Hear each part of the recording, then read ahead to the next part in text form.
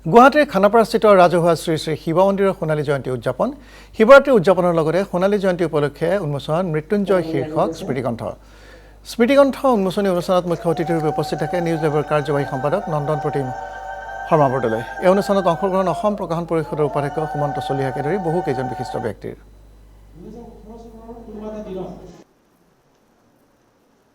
এইবাৰ সোণালী জয়ন্তী বৰ্ষ হিচাপে যোৱাকালিৰ পৰা দুদিনীয়া কাৰ্যসূচীৰে আজি মহাশিৱৰাত্ৰি আমি ইয়াত পালন কৰিছিলোঁ।